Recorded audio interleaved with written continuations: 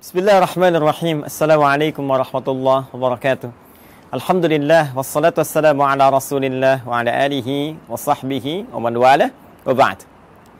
Saudara-saudariku dimanapun Anda berada, saya Adi Hidayat izinkan menyapa dan mendoakan kita semua. Semoga Allah senantiasa menyayangi, melindungi dan merahmati kita tanpa kecuali. Alhamdulillah, dari sekian kita belajar dan mengamati situasi dinamika yang terjadi dalam konteks kehidupan kita, bahkan dalam skala global, menghadirkan banyak hikmah, banyak pesan-pesan, dan juga pendalaman-pendalaman dan perluasan wawasan keilmuan kita. Di antara itu, ada sebagian kawan juga yang bahkan banyak bertanya, banyak meminta terkait kejadian yang berlangsung di Palestina, yang sering kita uraikan, kita bahas, untuk mendalami kembali genealogi, ya, atau asal keturunan dari umat Yahudi.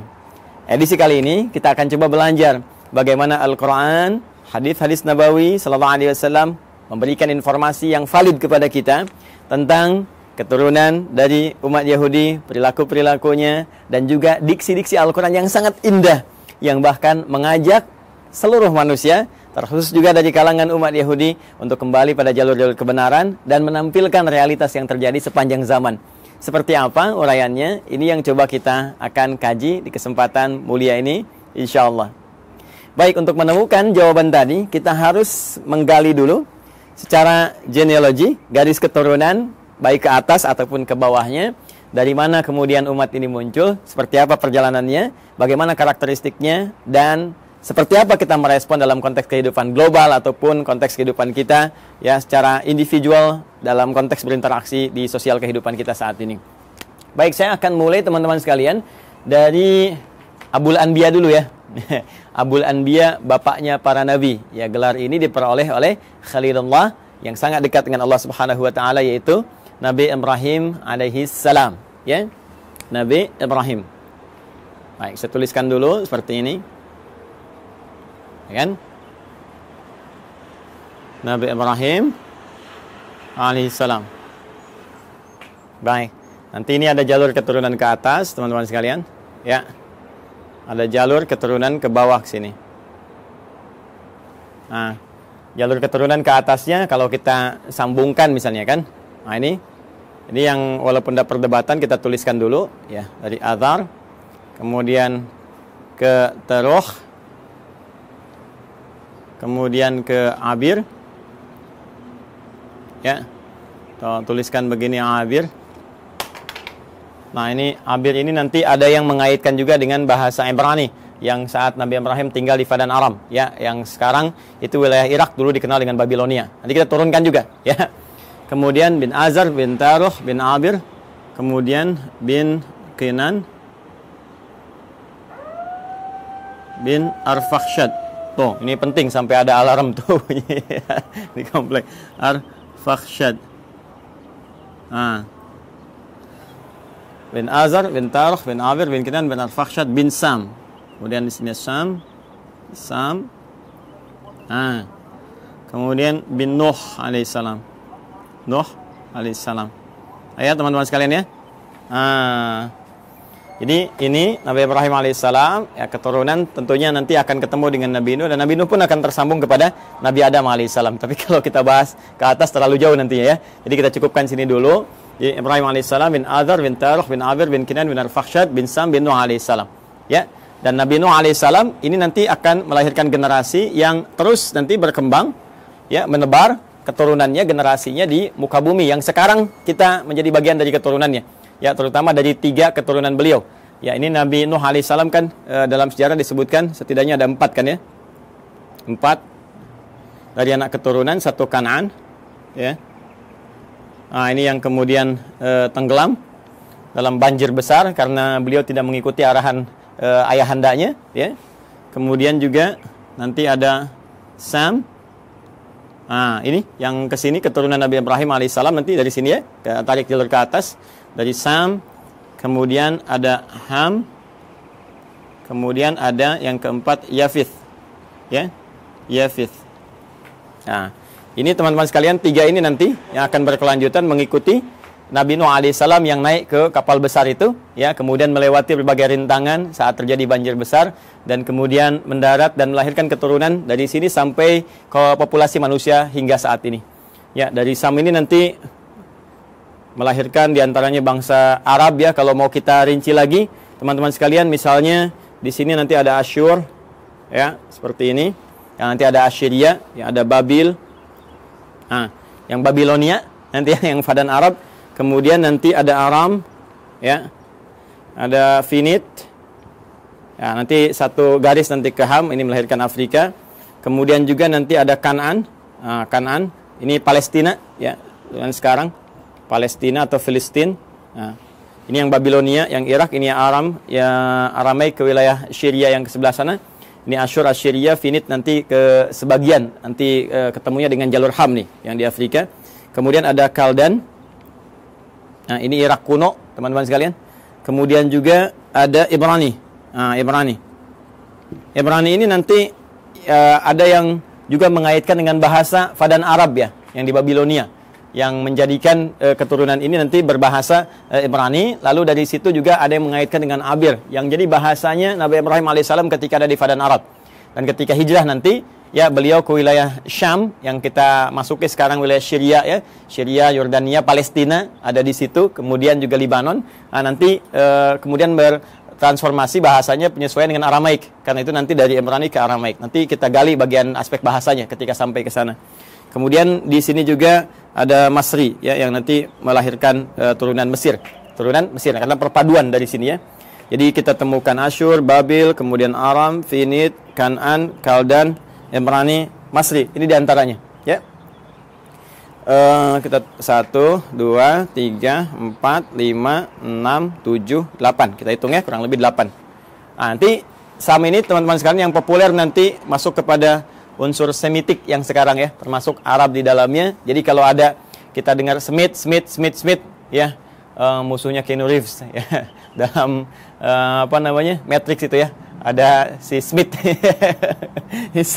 Sam bukan itu saja, nanti banyak kalau nanti kita belajar, ya, tentang pemikiran Hollywood. Saya nggak berinteraksi dengan film-film dan sebagainya, tapi saya baca sejarah, ya. Nanti kalau kita baca dengan pemikiran itu, suatu saat kita akan belajar, dia akan temukan banyak sekali Sam, dan itu sangat menarik gitu, sangat menarik. Ya, kenapa temannya yang di Lord of the Ring itu kan yang mengiringi si Sam juga. Di Transformer namanya Sam juga. Nanti kadang-kadang ada Smith juga dan seterusnya. Nah, itu ada kaitan-kaitan nanti, ya. Kaitan-kaitan dengan pesan-pesan Semitik. Cuma Semitik itu nanti tidak akan dikhususkan kepada golongan Yahudi saja. Ya, Arab juga Semit. Ya, nanti ini turunan Semitik nih, ngambung ke sana. Kanaan, Palestina juga Semit. Jadi kalau Anda anti Semit, ya anti Palestina juga. Jadi kalau misalnya Anda bully orang Palestina, atau bahkan Anda, mohon maaf sekali, ya, kemudian bombardir, atau bahkan kemudian Anda zalimi, aniaya, kriminalisasi, itu antisemit juga, ya. Termasuk ke orang Arab itu antisemit juga, ya. Jadi Semitik ini galinya ke sini nanti, ya. Ini nanti Ham lebih kepada ras Afrika, ya, dan turunannya nanti, ya, termasuk nanti ke Finit ini nyambung ke sini, dan ini Yafitik nanti melahirkan bangsa Eropa, dan nanti kita akan lihat turunan-turunan yang selanjutnya. Ini garis besar dulu, ya, teman-teman sekalian, untuk menunjukkan bagaimana dari garis genealogi Nabi Ibrahim ke atas, ya, alaihissalam, sampai nanti ke Adam alaihissalam. Saya izin ambil penghapus dulu, saya hapus dulu ini, ya, kemudian kita turunkan ke bawah. Jadi saya cukupkan sampai Nabi Nuh, Nabi Ibrahim ini nanti kita turunkan generasi ke bawah. Baik, bismillah.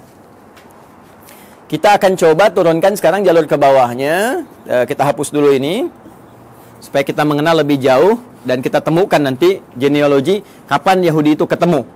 Ya, kapan Yahudi itu ketemu, ya, diksinya. Karena nanti redaksi Al-Qur'an tegas menyampaikan makana Ibrahimu Yahudiyya wala Nasraniyya walakin kana hanifan muslima. Ya, tidaklah Nabi Ibrahim itu seorang Yahudi, seorang Nasrani, tapi beliau adalah seorang Muslim. Muslim yang taat, Muslim yang lurus, yang membawa garis risalah sampai dengan ke atas, ya, sampai dengan ke jalur Nabi Nuh alaihissalam.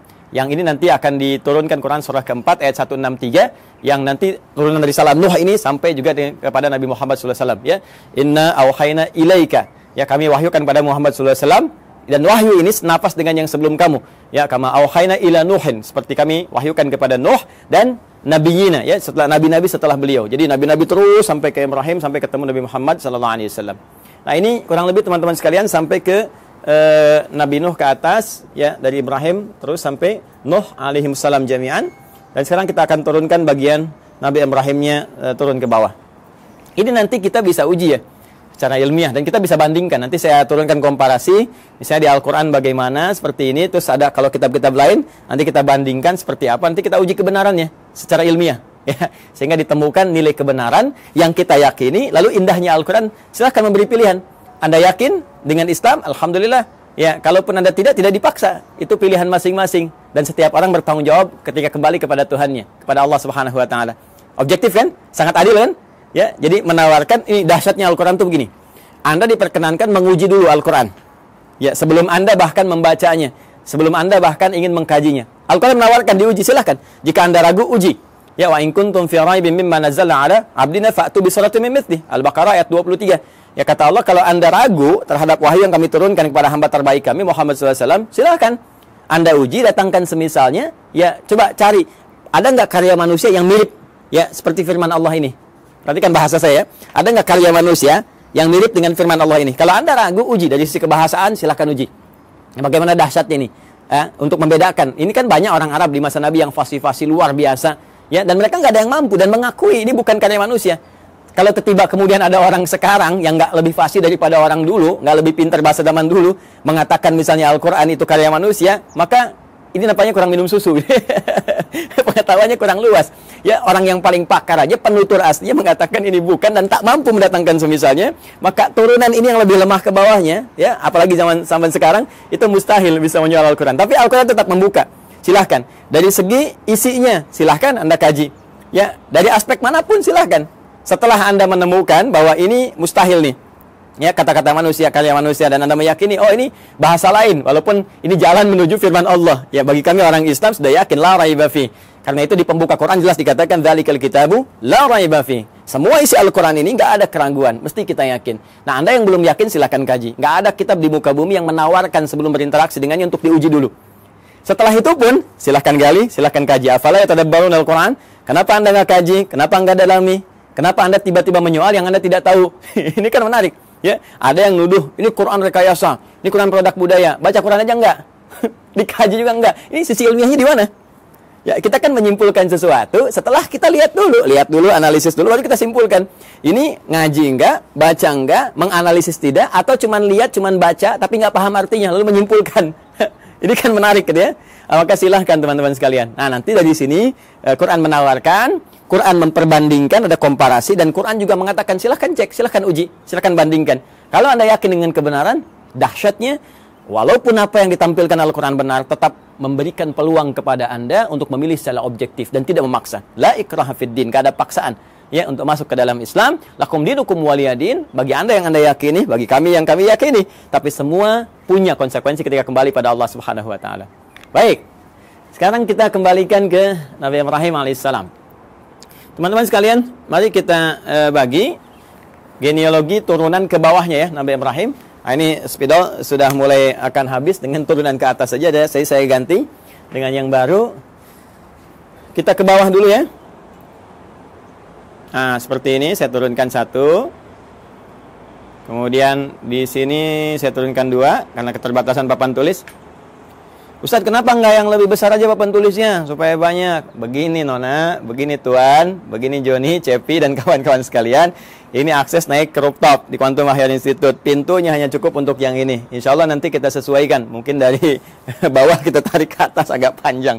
Ya, Bismillah teman-teman. Ini 3, ini 4. Saya cukup-cukupin ya.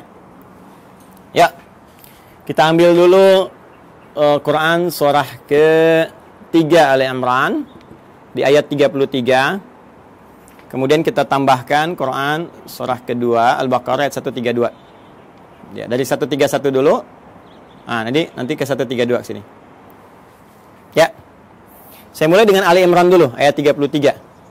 Ya, mari kita fokus lihat sinak di paling kiri di mushaf standar ya, sebelah kiri, agak ke atas sedikit. Innallaha astafa Adam wa Nuha wa ala Ibrahim wa ala Imrana 'alal 'alamin. Sungguh Allah Subhanahu wa taala memilih di antara sekian hambanya itu ya golongan-golongan manusia tertentu ya dengan pribadi tertentu, karakter tertentu, dipilih oleh Allah menyampaikan risalah Allah Subhanahu wa taala. Ya, di antara mereka adalah ya, manusia pertama Adam alaihissalam sebagai penata pondasi awal kehidupan manusia di muka bumi. Innallaha astafa Adam wa Nuha. Nah, ini kemudian rasul pertama. Kalau Adam tadi nabi pertama, kemudian Nuh alaihissalam rasul pertama. Yang ini saya turunkan ini, ya. Bin Nuh Matusyail bin ini dari Sam ke Nuh bin Matusyalah bin Kinan bin Anwas bin Tis bin Adam alaihissalam. Jadi dari Adam sampai ke Nabi Nuh alaihissalam. Wa Nuha wa ala Ibrahim. Kemudian keluarga Ibrahim. Nah, ketika menyebutkan Ibrahim disebutnya ala Ibrahim. Al Ibrahim, keluarga besar Ibrahim. Ya. Jadi kalau al ini teman-teman sekalian, ini menunjuk pada keturunan ke bawah ya. Terus tanpa batas nih. Ya, keturunan terus tanpa batas sampai dia berakhir. Ya. Makanya kalau ada surah Ali Imran berarti dari Imran dengan Hanna ke Maryam ke Isa, gitu kan? Nah, keturunan Ibrahim ini siapa saja? Nah, ini yang kita bahas wa ala Ibrahim ya wa ala Imran 'alal 'alamin, dan juga keluarga besar Imran dari semesta alam kami pilih untuk misi dan risalah tertentu. Kemudian yang menarik ya teman-teman sekalian, ala Ibrahim ini nanti ada yang spesifik disebut dengan anak keturunan. Jadi kalau al itu terus ya sampai keluarga, sampai turunan ke bawah. Ah, nanti dari turunan anak-anak ini, teman-teman, ya misalnya anak laki-laki atau ada anak perempuan, terus langsung turunannya ini secara langsung ya. Secara langsung generasi pertamanya ini, nah, sampai dengan ke bawahnya nanti itu bisa disebut secara genealoginya. Kalau ini kekeluargaannya, kalau ini genealogi turunan ke bawahnya itu disebut dengan bani namanya. Ya, jadi kalau satu laki-laki disebut ibnun begini. Nah, kalau satu perempuan disebut ibnatun begini. Karena ini hamzah wasol kadang dibuang. Harakat jadi pindah ke sini. Kalau harakat dipindah, kemudian ujungnya wakaf mati jadi bin istilahnya. Anak laki-laki. Ini dibuang, jadi bin, ini mati jadi bintun, binti, anak perempuan. Ya, Isa bin Maryam, Isa anak laki-lakinya Maryam. Aisyah binti Abi Bakar radhiyallahu taala anhuma, ya. Sayyidah Aisyah binti Abi Bakar. Jadi anak perempuannya sahabat Abu Bakar. Ini kalau kita gabungkan keduanya, ya, terus ke bawah ini, apalagi kalau ditambah jadi bani namanya. Ya, bani. Ya kan? Anak keturunan, garis keturunan, genealogi yang ke bawahnya. Baik. Nah, sekarang kita sambungkan ke Quran surah 2 Al-Baqarah ayat 131. 131-nya mengatakan, "Idz qala lahu rabbuhu aslim, qala aslamtu lirabbil alamin." Ini dasar pertama. Ketika Rabbnya mengatakan ya kepada Nabi Ibrahim alaihissalam, Nabi Ibrahim punya Tuhan, ya Tuhannya Allah Subhanahu wa taala, difirmankan oleh Allah, "Aslim, tunduk patuh kamu kepada semua ketentuan Tuhan." Ya, jadi aslim itu kata perintah, fi'il amr. Ya, aslim tunduk patuh. Jadi orangnya disebut dengan muslim. Ya, bingkainya disebut dengan Islam. Jadi Islam itu bingkainya dari kata aslama yuslimu islaman. Ya, Islam itu ya disebut dengan bingkainya, frame-nya ketika kita masuk ke dalamnya beriman, yakin kita masuk. Ya, begitu masuk namanya muslim kita. Keyakinan kita menjadikan kita mukmin. Mukmin itu keyakinannya, muslim itu orang yang masuk ke dalam bingkainya. Muslim. Ya, tunduk patuh. Jadi nama muslim Islam itu memberikan kesan bahwa kita mesti tunduk, mesti patuh dengan perintah Allah Subhanahu wa taala, jangan melanggar ketentuan, ikuti semua arahan-arahan, perintahnya, jauhi larangan. Itulah Islam. Jelas ya? Orangnya muslim. Maka kata Allah Subhanahu wa taala berfirman pada Nabi Ibrahim, "Aslim, kamu tunduk patuh pada perintah Tuhan." Ya, maka beliau katakan aslamtu lirabbil alamin. Saya siap ya Allah. Sami'na wa ata'na. Ya, kita tunduk, kita patuh, kita taat, ya kan? Maka beliau katakan aslamtu lirabbil alamin, saya tunduk, saya patuh ya Allah kepada Rabb semesta alam, seluruhnya tanpa kecuali. Maka di sini Al-Qur'an mengatakan beliau hanifah muslimah, orang yang lurus, yang tegak, yang patuh, muslim. Ya, sifatnya disebut apa tadi? Islam. Ya, jadi di sini kalimat pertama ingin saya tegaskan bahwa risalah-risalah yang dibawa Nabi Ibrahim sampai ke Nabi Nuh, ya, sampai bahkan ke Nabi Adam alaihissalam, sampai turunan di ke bawah, tidak akan lepas dari misi yang sama, yaitu misi untuk tunduk patuh pada ketentuan Allah Subhanahu wa taala. Tunduk patuh pada ketentuan Tuhan. Ditugaskan tunduk patuh. Jadi nggak ada nabi yang berkhianat. Ya, nggak ada nabi yang melanggar. Nggak ada nabi yang bergeser pada ketentuan Tuhan. Semua dijaga, penjagaannya disebut maksum. Karena itu sifat nabi, rasul itu punya sifat maksum, terjaga dari salah. Kalaupun naluri manusianya ingin berbuat salah, maka diluruskan. Tidak, ini ya, ini yang benar. Ya, walaupun bergeser dari nilai-nilai risalah ke kemanusiaan, nanti akan ditarik kembali. Ini manusia. Ya, sedangkan kamu punya visi kerasulan. Kamu manusia, kerjakan sifat kemanusiaannya, itu normal, itu biasa. Tapi risalah kerasulan menjagakan kamu terjaga dari perbuatan-perbuatan yang menyimpang. Maka disinilah kemudian kepatuhan, ketundukan itu dibangun. Karena itu, kepatuhan, ketundukan dalam bahasa Arab itu disebut dengan Islam namanya. Orangnya muslim.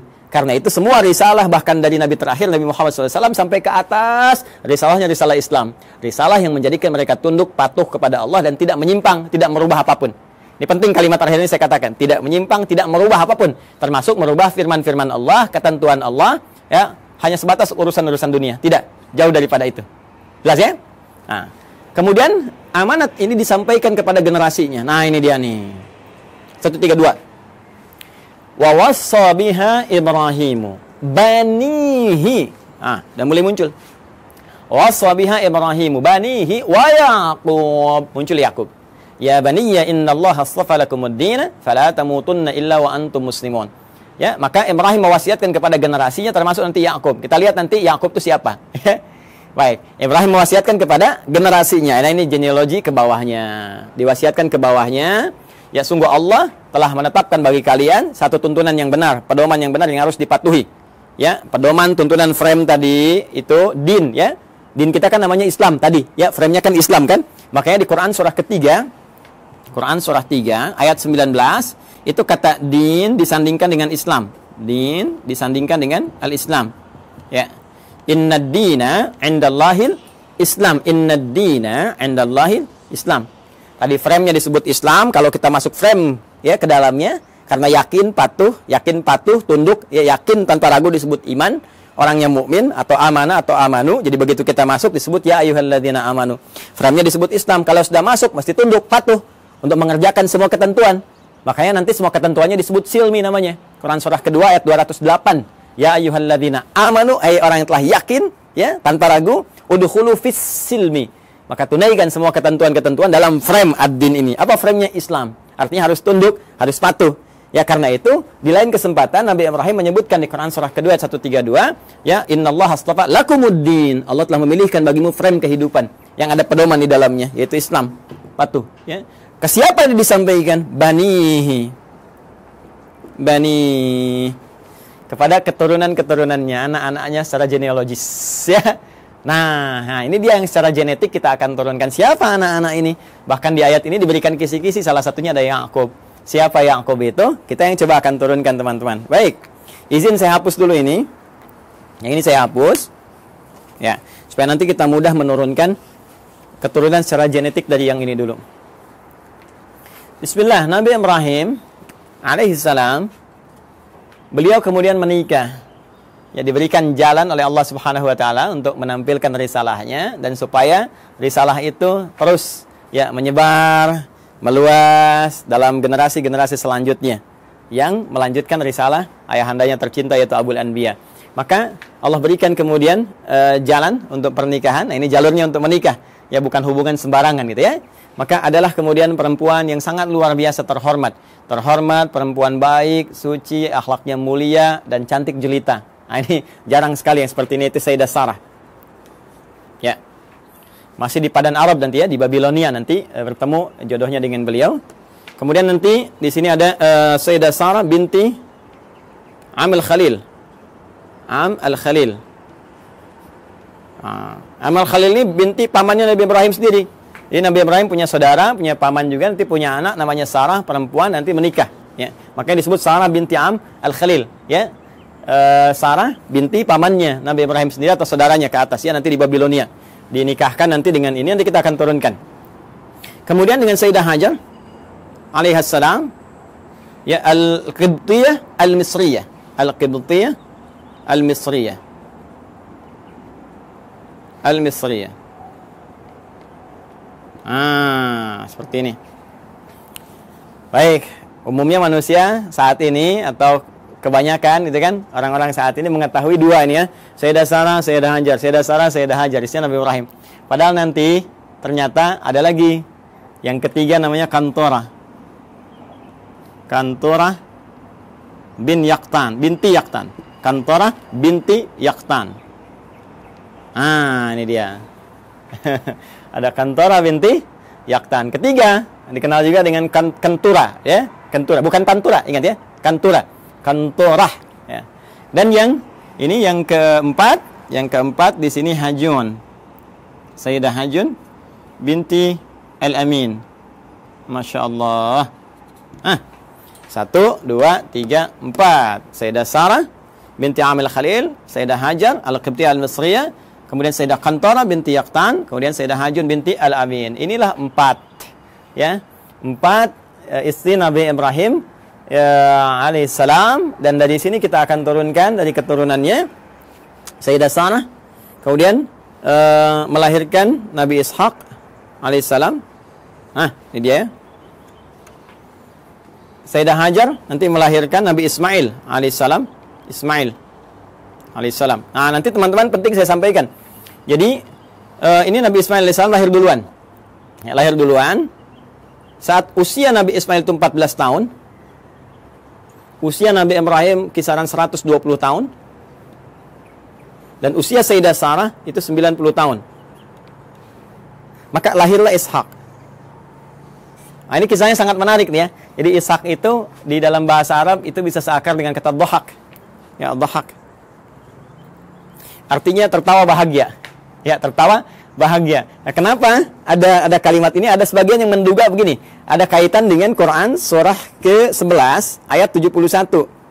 Ya. Sampai dengan sama juga dengan isyaratnya di Quran surah ke-51 Adz-Dzariyat ayat 24 sampai dengan 29. Di Quran surah 11 Hud ayat 71 itu jadi kisahnya begini. Kisahnya bahkan sampai viral ya. Itu kisahnya ketika datang malaikat, ya, beberapa rombongan malaikat ingin menuju kaumnya Nabi Lut. Dikisahkan di sini nih. Quran surah 51 buka ayat 24-nya. Di sebelah kanan agak ke bawah.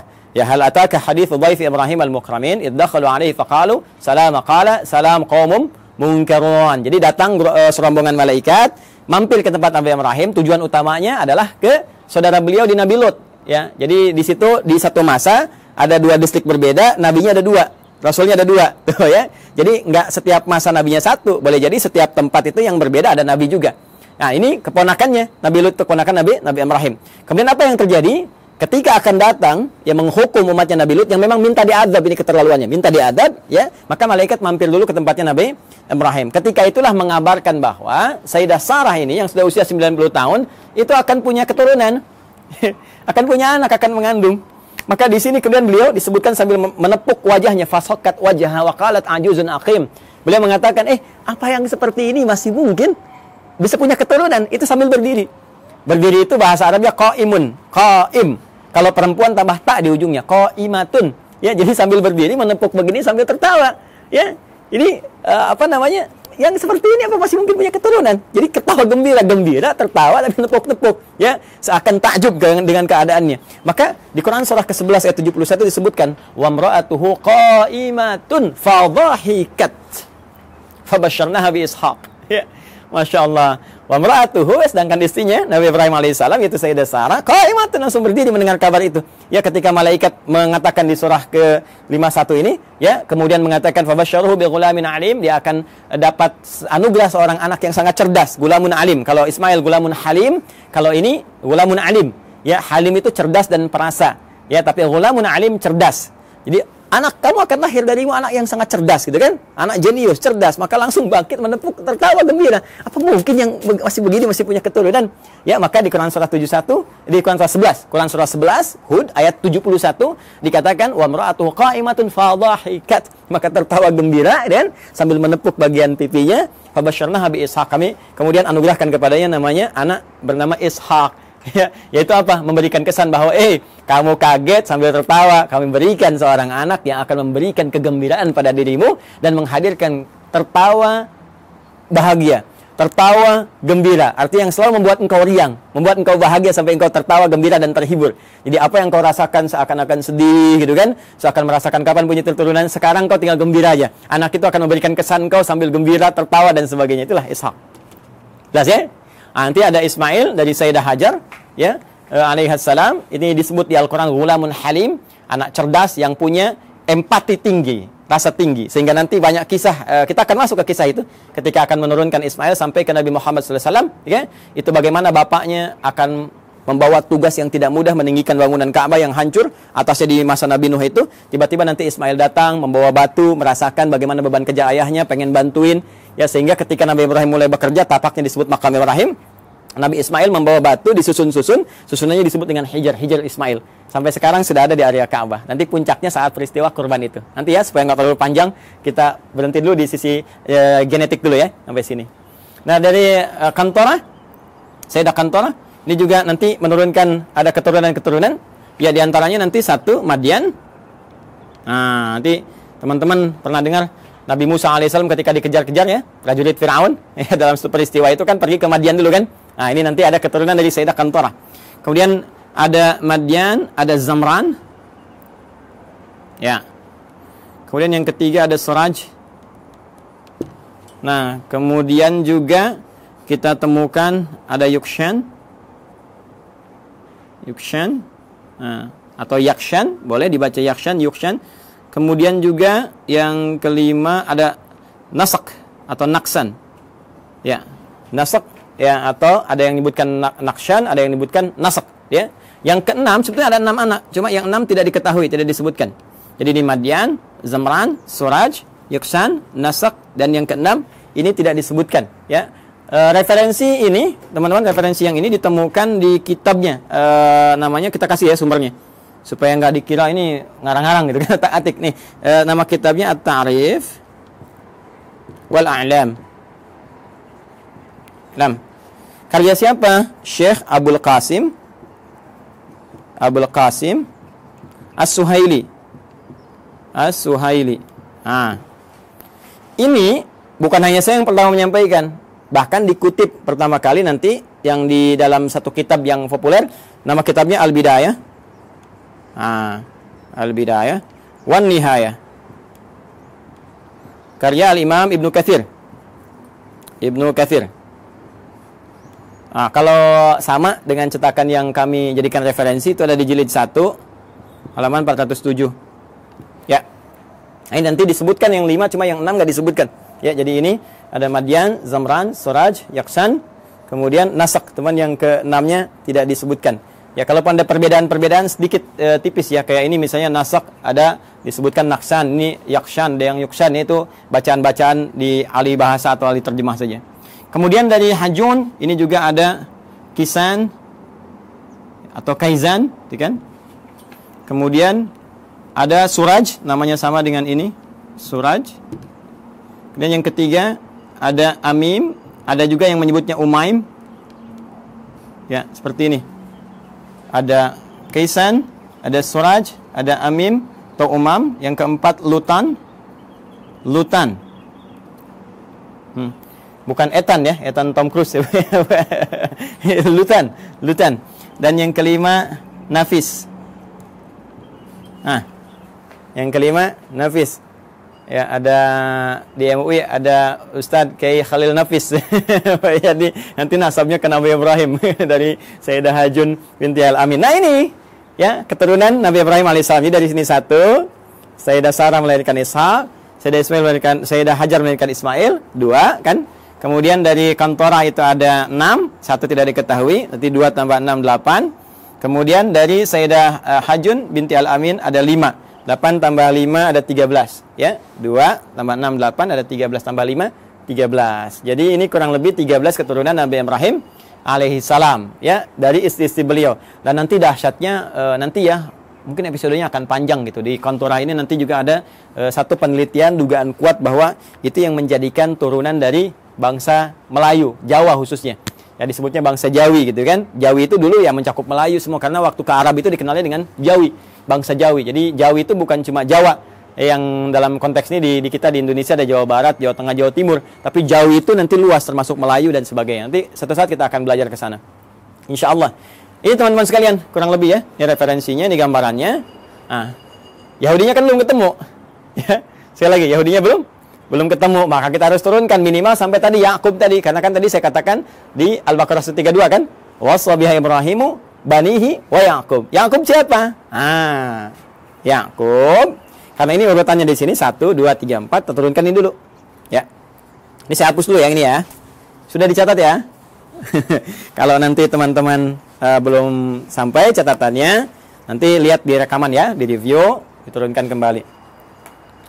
Nabi Ishak alaihissalam kemudian menikah, tumbuh dewasa tentunya, menikah dengan seorang perempuan mulia, jelita, ya, akhlak bagus dan sebagainya, namanya Rafkah. Rafkah binti Batuil. Ini dia. Rafkah binti Batuil. Gini ya, teman-teman sekalian. Dari pernikahan ini, ya, Nabi Ishaq alaihissalam menikah dengan Sayyidah Rafkah binti Batuil, melahirkan 2 anak kembar. Nah, ini yang nggak banyak orang tahu. Ya, siapa 2 anak kembar ini? Yang pertama adalah Aish atau Isyu, gitu kan? Ya, atau Aisyu begini tulisannya. Ain, ya, sad. Ya. Ya, ini satu. Yang kedua Yakub. Yakub. Ini kembar ini. Tahunya kan Nabi Ishaq, Nabi Yakub, gitu kan? Ternyata ini kakak adik. Ini kakaknya Ish atau Isyu, ini adiknya Yakub. Gitu, ya. Coba nanti setelah berkembang remaja, saya percepat saja. Yang Ish ini, Isyu ini, nah, akan ditugaskan nanti berkelana gitu kan, merantau ke wilayah Romawi, Roma ya. Rum, istilahnya Rum. Jadi ini nanti disebutkan keturunan-keturunan dari Rum ya, yang nanti mengacu kepada yang Yafith itu ya. Yang Yafith generasinya itu asal generasi awal, cuma nanti yang ini yang memajukan, yang memberikan istilahnya arahan-arahan, gitu kan, mensibgoh dan sebagainya. Ini nanti Aish atau Aisyu. Ya, jadi sudah ada Romawinya, sudah ada Romnya, cuma ini nanti ke sini dan beraktivitas banyak di sini. Ya, dan ini nanti akan nyambung kepada generasinya Yafith, yang dari Nuh alaihissalam tuh ya, yang Yafitik itu.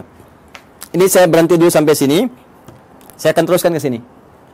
Nabi Yakub kemudian diminta ya oleh ayahandanya Ishaq alaihissalam untuk pergi ke Padan Arab. Padan Arab, tempat dulu Nabi Ibrahim kan beraktivitas dan seterusnya. Di Padan Arab ini, nah ini sudah kelihatan gitu ya, ada isyarat-isyarat bahwa ini kalau sudah jalurnya ke sana, ini ada jalur-jalur risalah, jalur kenabian dan sebagainya. Maka dimintakan untuk bertemu dengan abangnya Rifkah ini. Ya, abangnya Rifkah. Beliau punya abang, ya berarti paman ya ke sini ya, paman ya atau pak D-nya gitu kan. Nah, punya abang namanya Laban. Laban. Ya, di sini punya abang namanya Laban. Ada juga yang menyebut dengan Laman namanya. Laban atau Laban. Laban. Bukan Gaban ya. Laban. Laban atau Laman. Nah, Laban secara singkat ini punya 2 orang anak. Ya. Saya ulangi ya. Punya berapa orang anak? 2 orang anak.